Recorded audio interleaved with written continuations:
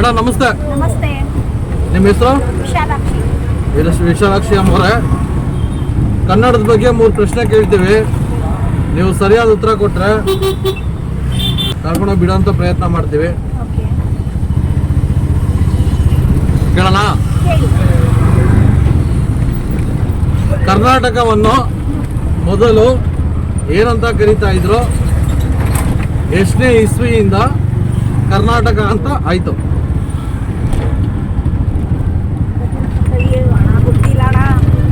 ಯೋಚನೆ ಮಾಡಿ, ಯಾಕೆ ಪರವಾಗಿಲ್ಲ.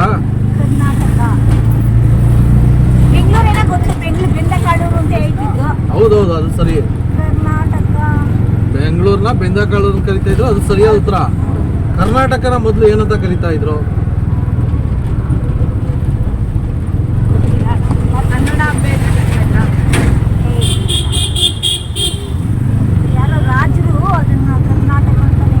ಕರ್ನಾಟಕವನ್ನು ಮೊದಲು ಮೈಸೂರು ಪ್ರಾಂತ್ಯ ಅಂತ ಕರಿತಾ ಇದ್ರು.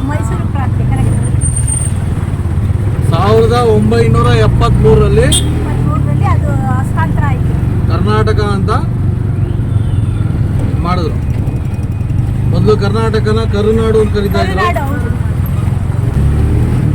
ಎರಡನೇ ಪ್ರಶ್ನೆ, ಕನ್ನಡದ ಆದಿ ಕವಿ ಯಾರು? ಕರೆಕ್ಟ್. ರಾಷ್ಟ್ರಕವಿ? ಕರೆಕ್ಟ್ ಆಗಿದೆ ಆನ್ಸರು. ಮೂರನೇ ಪ್ರಶ್ನೆ,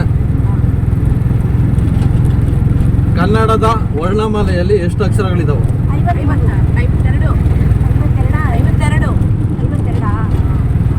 ಈಗಿನ ಪ್ರಸ್ತುತ ಈಗ ಎಷ್ಟು ಅಕ್ಷರಗಳಿದಾವೆ?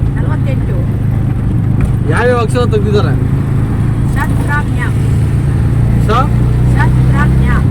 ಇನ್ನೂ ಒಂದು ತೆಗೆದಿದ್ದಾರೆ.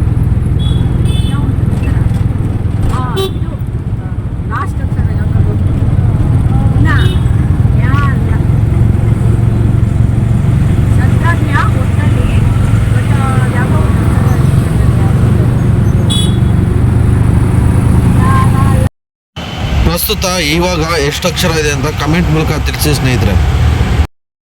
ಮತ್ತೊಂದು ಪ್ರಶ್ನೆ ನಿಮಗೆ, ಒಂದು ರ್ಯಾಂಕ್ ಮಾಡಿದಿರ ಅದಕ್ಕೆ.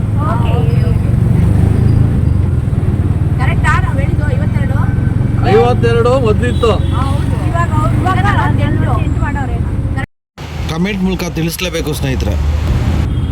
ನಮ್ಮ ಕರ್ನಾಟಕದ ಮೊಟ್ಟ ಮೊದಲ ಮುಖ್ಯಮಂತ್ರಿ ಯಾರು? ಮೊದಲ ಮುಖ್ಯಮಂತ್ರಿ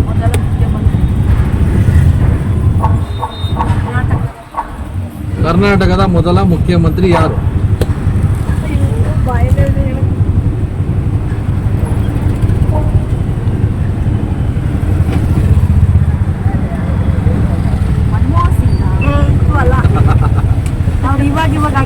ಮನಮೋಹನ್ ಸಿಂಗ್ ಅಲ್ಲಕ್ಕ,